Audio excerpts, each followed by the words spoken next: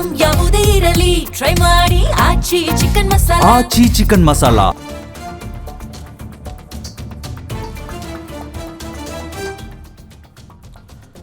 ಮುಡಾ ಕೇಸನ್ನ ಬಯಲು ಮಾಡಿದ್ದಂತಹ ಸ್ನೇಹಮಯಿ ಕೃಷ್ಣಗೆ big shock ಎದುರಾಗಿದೆ.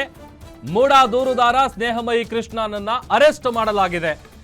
KSS ಅಧಿಕಾರಿ ವಿರುದ್ಧ ಕೇಸನ್ನ ದಾಖಲು ಮಾಡಿದ್ರು ಸಾಮಾಜಿಕ ಹೋರಾಟಗಾರ ಸ್ನೇಹಮಯಿ ಕೃಷ್ಣ. ಸಾಮಾಜಿಕ ಜಾಲತಾಣದಲ್ಲಿ ನಕಲಿ ದಾಖಲೆಯನ್ನ ಸೃಷ್ಟಿಸಿದ್ದಾರೆ ಅನ್ನುವಂತ ಆರೋಪ ಇದೆ. ನಕಲಿ ಧ್ವನಿ ಕ್ಲಿಪ್ ಅನ್ನ ಅಪ್ಲೋಡ್ ಮಾಡಿ ಅಪಪ್ರಚಾರ ಮಾಡಿರುವಂತ ಆರೋಪದ ಮೇರೆಗೆ ಅವರನ್ನ ವಶಕ್ಕೆ ಪಡೆಯಲಾಗಿದೆ. ಬೆಂಗಳೂರು ಸೈಬರ್ ಕ್ರೈಮ್ ಪೊಲೀಸರಿಂದ ಸದ್ಯ ತನಿಖೆ ನಡೀತಾ ಇದೆ. ಕೋರ್ಟ್ನಿಂದ ವಾರೆಂಟ್ ಅನ್ನ ಪಡೆದು ಆರೋಪಿ ಮನೆಯನ್ನ ಶೋಧ ಮಾಡುವಂತ ಕೆಲಸ ಆಗ್ತಾ ಇದೆ. ಆರೋಪಿಯನ್ನ ಮೈಸೂರಿಗೆ ಕರ್ಕೊಂಡು ಹೋಗೋದಕ್ಕೆ ಅಧಿಕಾರಿಗಳು ಸಿದ್ಧತೆಯನ್ನ ಮಾಡ್ಕೊಳ್ತಾ ಇದ್ದಾರೆ. ಮೈಸೂರಿನ ಮನೆಯಲ್ಲೂ ಕೂಡ ಸರ್ಚಿಂಗ್ ಮಾಡ್ತಾ ಇದ್ದಾರೆ ಸೈಬರ್ ಕ್ರೈಮ್ ಪೊಲೀಸರು. ಇತ್ತೀಚೆಗಷ್ಟೇ ಒಂದು ಬಾಂಬ್ ಅನ್ನ ಸಿಡಿಸಿದ್ರು. ಸರ್ಕಾರದ ಮುಖ್ಯ ಕಾರ್ಯದರ್ಶಿ ಶಾಲಿನಿ ರಜನೀಶ್ ಅವರ ವಿರುದ್ಧವೂ ಕೂಡ ಒಂದಷ್ಟು ಆರೋಪ ಮಾಡಿದ್ರು. ಹಣ ಕೊಟ್ಟಿದ್ದಾರೆ ನಟೇಶ್ ಅವರು ಮುಂಬಡ್ತಿ ಪಡ್ಕೊಳ್ಳೋದಕ್ಕೆ ಅಂತ ಹೇಳಿ. ಮುಡಾ ಹಗರಣ ಬಯಲಿಗೆಳೆದಂತಹ ಸಾಮಾಜಿಕ ಕಾರ್ಯಕರ್ತ ಸ್ನೇಹಮಯಿ ಕೃಷ್ಣ ಇದೀಗ ರಾಜ್ಯ ಸರ್ಕಾರದ ವಿರುದ್ಧ ಕೋಟ್ಯಾಂತರ ರೂಪಾಯಿ ಲಂಚ ಆರೋಪವನ್ನು ಕೂಡ ಮಾಡಿದ್ರು. ಇತ್ತೀಚೆಗೆ ಮಾಡಿದಂಥ ಆರೋಪ ಅದು. ಇನ್ಫ್ಯಾಕ್ಟ್ ಕಂಪ್ಲೇಂಟ್ ಕೂಡ ಕೊಟ್ಟಿದ್ರು. ಸಹಜವಾಗಿ ಕರ್ನಾಟಕದಲ್ಲಿ ಭಾರಿ ಸಂಚಲನವನ್ನ ಸೃಷ್ಟಿಸಿತ್ತು ಈ ಒಂದು ವಿಚಾರ. ಈ ಎಲ್ಲ ಬೆಳವಣಿಗೆಗಳ ಮಧ್ಯೆ ಇದೀಗ ಸ್ನೇಹಮಯಿ ಕೃಷ್ಣ ಅವರನ್ನ ಸಿಸಿಬಿಯ ಅಧಿಕಾರಿಗಳು ವಶಕ್ಕೆ ಪಡೆದಿದ್ದಾರೆ. ರಾಜ್ಯ ಸರ್ಕಾರದ ಮುಖ್ಯ ಕಾರ್ಯದರ್ಶಿ ಶಾಲಿನಿ ರಜನೀಶ್ ವಿರುದ್ಧ ಕೋಟ್ಯಾಂತರ ರೂಪಾಯಿ ಲಂಚ ಪಡೆದಿದ್ದಾರೆ ಎನ್ನುವಂತ ಆರೋಪವನ್ನ ಮಾಡಿದ್ರು ಸ್ನೇಹಮಯಿ ಕೃಷ್ಣ.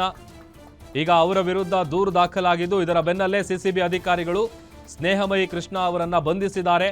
ಮೂಡಾ ಮಾಜಿ ಆಯುಕ್ತ ಡಿಬಿ ನಟೇಶ್ ಬಡ್ತಿಯನ್ನ ಪಡೆಯೋದಕ್ಕೆ ಶಾಲಿನಿ ರಜನೀಶ್ ಅವರಿಗೆ ಲಂಚ ಕೊಟ್ಟಿದ್ದಾರೆ ಅಂತೇಳಿ ಒಂದು ಕಾರ್ ನಂಬರ್ ಹೇಳಿ ಅದರ ಜೊತೆಗೆ ಒಂದಷ್ಟು ಡಾಕ್ಯುಮೆಂಟ್ಸ್ಗಳನ್ನ ಅದೆಲ್ಲವನ್ನು ಕೂಡ ಅದರ ಆಧಾರದ ಮೇಲೆ ಕಂಪ್ಲೇಂಟ್ ಅನ್ನ ಕೊಟ್ಟಿದ್ರು.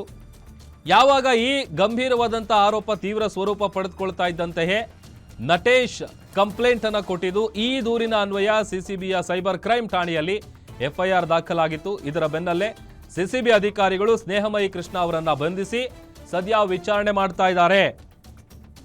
ಆಮೇಲೆ ಒಂದು ಆಡಿಯೋ ಕ್ಲಿಪ್ ಏನಿತ್ತು ಅದನ್ನ ಫೇಕ್ ಆಗಿ ಕ್ರಿಯೇಟ್ ಮಾಡಿದ್ದಾರೆ. ಅದನ್ನ ಸೋಷಿಯಲ್ ಮೀಡಿಯಾಗಳಲ್ಲಿ ಅಪ್ಲೋಡ್ ಮಾಡಿದ್ದಾರೆ, ಅಪಪ್ರಚಾರ ಮಾಡಿದ್ದಾರೆ ಅನ್ನುವಂಥ ಆರೋಪದ ಮೇಲೆ ಮೊದಲು ಸ್ನೇಹಮಯಿ ಕೃಷ್ಣ ಅವರನ್ನ ಸಿಸಿಬಿ ವಶಕ್ಕೆ ಪಡ್ಕೊಂಡು ತೀವ್ರ ವಿಚಾರಣೆಗೊಳಪಡಿಸಿದೆ. ಬಳಿಕ ಅವರನ್ನ ಅರೆಸ್ಟ್ ಮಾಡಿರೋದು.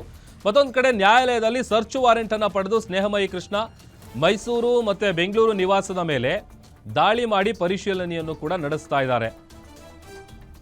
ಯಾಕಂತಂದ್ರೆ ಅವರು ಮಾಡಿದಂಥ ಆರೋಪ ಏನಿತ್ತು ಅದರಲ್ಲಿ ಒಂದಷ್ಟು ಜನದ ಹೆಸರುಗಳೇ ಹೇಳಿದ್ರು, ಅದಾದ್ಮೇಲೆ ಕಾರಿನ ನಂಬರ್ ಹೇಳಿದ್ರು, ಅದೆಲ್ಲವನ್ನ ಉಲ್ಲೇಖ ಮಾಡಿ ಕಂಪ್ಲೇಂಟ್ ಕೊಟ್ಟಿದ್ರು. ಈಗ ಸ್ನೇಹಮಯಿ ಕೃಷ್ಣ ಅವರ ಬಂಧನದ ಬಗ್ಗೆ ಸಿಸಿಬಿ ಪತ್ರಿಕಾ ಪ್ರಕಟಣೆ ಕೂಡ ಹೊರಡಿಸಿದೆ. ಅವರನ್ನು ವಶಕ್ಕೆ ಪಡೆದಿದ್ದೀವಿ ಅಂತೇಳಿ. ಜೊತೆಗೆ ಈ ನಂಬರ್, ಈ ಕಾರಿನ ಫೋಟೋ ತೋರಿಸ್ತಾ ಇದ್ದೀವಿ ನೋಡಿ, ಇದೇ ಕಾರಲ್ಲಿ 5 ಬ್ಯಾಗ್ ಹೋಗಿತ್ತು, ಅದರಲ್ಲಿ ಕೋಟ್ಯಾಂತರ ರೂಪಾಯಿ ಹಣ ಇತ್ತು. ಆ ಹಣವನ್ನ ಲಂಚ ಕೊಟ್ಟಿದ್ದಾರೆ ಅಂತೇಳಿ ಗಂಭೀರವಾದಂಥ ಆರೋಪವನ್ನ ಇತ್ತೀಚೆಗಷ್ಟೇ ಸ್ನೇಹಮಯಿ ಕೃಷ್ಣ ಅವರು ಮಾಡಿದ್ರು. ಈಗ ಅವರಿಗೇನೆ ಬಿಗ್ ಶಾಕ್ ಎದುರಾಗಿದೆ. ಅವರನ್ನ ಬಂಧಿಸಲಾಗಿದೆ. ಬೆಂಗಳೂರು ಮತ್ತೆ ಮೈಸೂರಿನ ನಿವಾಸದ ಮೇಲೆ ದಾಳಿಯನ್ನು ನಡೆಸಿ ಅಲ್ಲಿ ಪರಿಶೀಲನೆಯನ್ನ ಮಾಡುವಂತ ಕೆಲಸವನ್ನ ಅಧಿಕಾರಿಗಳು ಮಾಡ್ತಾ ಇದ್ದಾರೆ.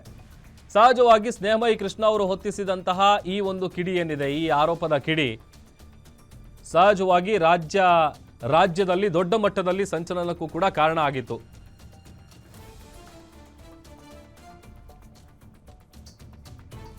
ನಿಮ್ಮೂರಿನಿಂದ ವಿಶ್ವ ಮಟ್ಟದವರೆಗೆ ರಾಜಕೀಯ, ಸಿನಿಮಾ, ಸ್ಪೋರ್ಟ್ಸ್ ಯಾವ ಸುದ್ದಿಯೂ ಮಿಸ್ ಆಗಲ್ಲ.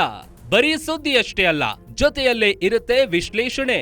ಗ್ಯಾರಂಟಿ ನ್ಯೂಸ್ನ ಸಬ್ಸ್ಕ್ರೈಬ್ ಮಾಡಿ, ಫಾಲೋ ಮಾಡಿ, ಕ್ಷಣ ಕ್ಷಣದ ಅಪ್ಡೇಟ್ಸ್ ಪಡೆಯಿರಿ.